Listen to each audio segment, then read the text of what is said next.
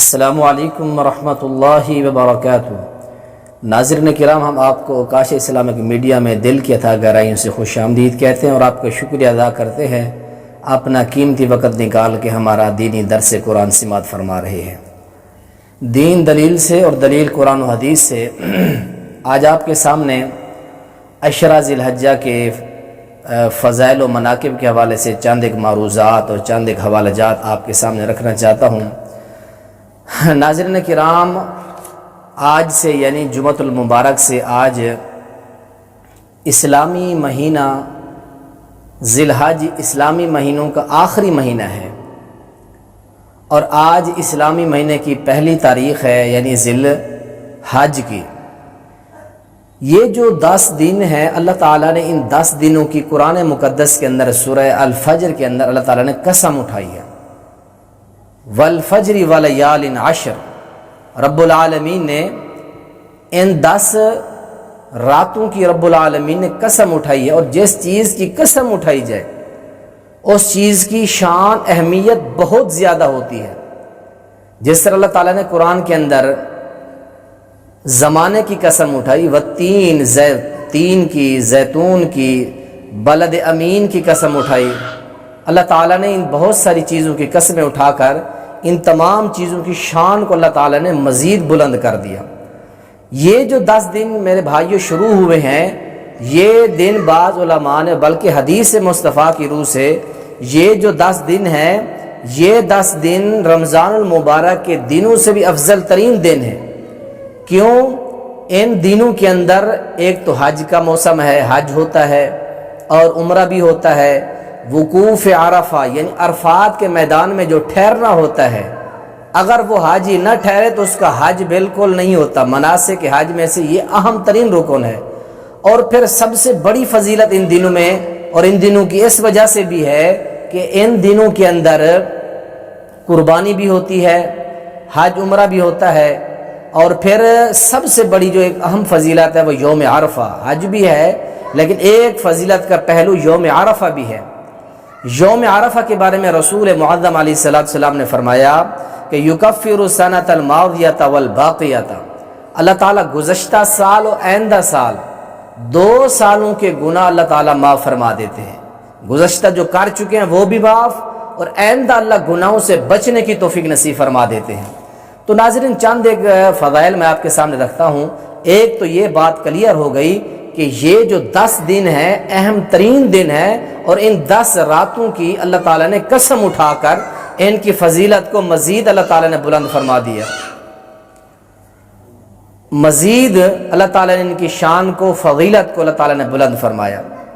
دوسری بات یہ یاد رکھیں، ان 10 دنوں کی جو نیکی ہے باقی تمام ایام کی نیکیوں سے زیادہ فضیلت والی وہ نیکی ہوتی ہے۔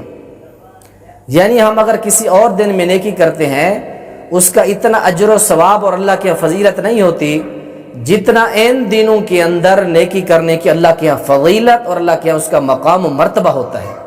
اور یہ صحیح بخاری شریف کی حدیث ہے اور جامع ترمذی کے اندر بھی حدیث ہے۔ اور اسی طرح تیسری فضیلت یہ ہے، ان دنوں میں کثرت کے ساتھ تکبیریں پڑھنی چاہیے۔ تکبیروں کا پیارے پیغمبر علیہ السلام اہتمام کرتے، اصحاب مصطفیٰ اہتمام فرماتے، اور جب کہ صحابہ رضوان اللہ تعالی علیہم اجمعین کا یہ معمول تھا، حضرت ابو ہریرہ اور حضرت عبداللہ بن عمر یکم ذی الحج سے ہی تکبیر بلند آواز سے بازاروں کے اندر تکبیرات یہ کہا کرتے تھے۔ صحیح بخاری کے اندر حدیث ہے، جیسے ذی الحج کا چاند نظر آتا صحابہ فرماتے ہیں ہم کثرت کے ساتھ جو ہے تکبیرات کا اہتمام گلیوں میں، بازاروں میں، گھروں میں شروع کر دیتے تھے۔ اللہ اکبر، اللہ اکبر، لا الہ الا اللہ، اللہ اکبر وللہ الحمد، اللہ اکبر کبیرہ فسبحان اللہ بکرۃ واصیلا۔ یہ الفاظ جو آتے ہیں تکبیرات کے، ان الفاظ کا بھی ہمیں خصوصی طور پر اہتمام کرنا چاہیے۔ اسی طرح چوتھی چیز یہ ہے کہ پیارے پیغمبر علیہ السلام فرماتے تھے کہ جب آپ لوگ چاند دیکھ لو، جن لوگوں نے قربانی کرنی ہے، قربانی کرنے والے لوگوں پر اب یہ لازم ہے کہ وہ لوگ اپنے ناخن، اپنے جو بال وغیرہ حجامت ہے، کوئی چیز نہ کاٹیں۔ اب قربانی کے دن تک، قربانی کے ذبح ہونے کے بعد تک وہ یعنی جب ذبح ہو جائے پھر کریں آپ۔ اگر کوئی بندہ قربانی نہیں کر سکتا وہ ان چیزوں کی پابندی کرے، اللہ تعالیٰ ان کو بھی قربانی کا ثواب عطا فرمائیں گے۔ اسی طرح پیارے پیغمبر علیہ السلام نے یوم عرفہ کے روزے کی بڑی فضیلت بیان فرمائی ہے، جو ہمارے پاکستان کے اندر ہفتے کا آج یکم ذی الحج ہے، یعنی یہ ہفتہ جو کہ کل ہے، آج جمعہ ہے، کل ایک ہفتہ اس سے آگے جو اگلا ہفتہ آئے گا، اس دن ہم نے ذی الحج کا روزہ بھی رکھنا ہے۔ تمام مسلمانوں نے اس کے 2 سال کے گناہ معاف ہوتے ہیں۔ اسی طرح پیارے پیغمبر جناب محمد رسول اللہ صلی اللہ علیہ وسلم نے ذی الحج کی فضیلت کے ساتھ ساتھ چند قربانی کے مسائل بھی میں آپ کے سامنے بیان کرتا جاؤں۔ حبیب کریم علیہ السلام نے فرمایا کہ من ذبح قبل الصلاۃ فلیذبح مکانہا اخرى ومن لم یذبح حتی صلینا فلیذبح علی اسم اللہ۔ جس بندے نے نماز عید پڑھنے سے پہلے قربانی کر دی، اس بندے کی قربانی اللہ کے ہاں قبول نہیں ہوگی۔ صحابی رسول ہیں حضرت بریدہ یا برد اسلمی رضی اللہ تعالی عنہ، ابو بردہ بن نیار رضی اللہ تعالی عنہ نے نماز کی ادائیگی سے پہلے قربانی کی، اور اس جذبے سے کہ پہلے میرا لوگوں کے گھروں میں گوشت ہے۔ آپ نے فرمایا ایسی قربانی نہیں ہوتی، اگر جانور ہے تو اس کی جگہ اور کرو۔ تو انہوں نے پھر اور جانور کیا، 1 سال کا جانور تھا۔ آپ نے فرمایا یہ تیرے لیے جائز ہے اور کسی کے لیے جائز نہیں۔ اور یہ بھی یاد رکھیں کہ 2 سال کا دوندا جانور جو ہے وہ کرنا چاہیے۔ 1 سال کا جانور مجبوری کے تحت اس کو کیا جا سکتا ہے، لیکن اگر جانور 2 سال کے ہیں، دوندا جانور تلاش کر کے آپ اس جانور کو قربان کریں۔ اسی طرح پیارے پیغمبر علیہ السلام نے فرمایا کہ من وجد ساعتا ولم یضحی فلا یقربن فی مساجدنا، جو قربانی کی استطاعت رکھتا ہے اس کے بعد وہی قربانی نہیں کرتا، اللہ کے رسول علیہ السلام فرماتے وہ عیدگاہ کے قریب نہ ہے۔ سنن دارقطنی کے اندر حدیث ہے۔ اسی طرح نبی علیہ السلام نے فرمایا کہ 2 سال کا جانور کریں۔ بعض لوگ 1 سال کے جانور کے کھیر کے جو دانت ہوتے ہیں دودھ والے، وہ توڑ کر دھوکہ دہی کرنے کے لیے ایسے جانوروں کو بازار کے اندر لے آتے ہیں۔ ان جانوروں کی قربانی جو ہے اگر مجبوری ہے، تنگی ہے، پھر ان جانوروں کی قربانی جو ہے وہ کی جا سکتی ہے۔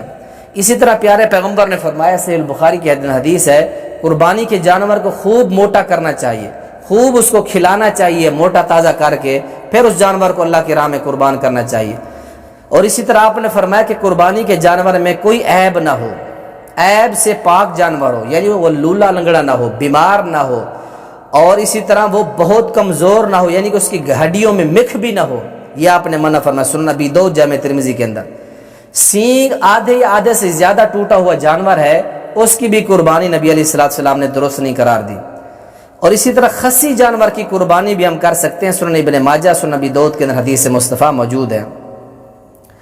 نبی علیہ السلام نے فرمایا مزید، جانور کو ذبح کرتے وقت اس کی جو رخ ہے وہ قبلہ کی جانب کر کے یہ دعا پڑھیں، انی وجہت وجہی للذی فطر السماوات والارض حنیفا وما انا من المشرکین قل ان صلاتی ونسکی ومحیای ومماتی للہ رب العالمین لا شریک لہ وبذلک امرت وانا اول المسلمین۔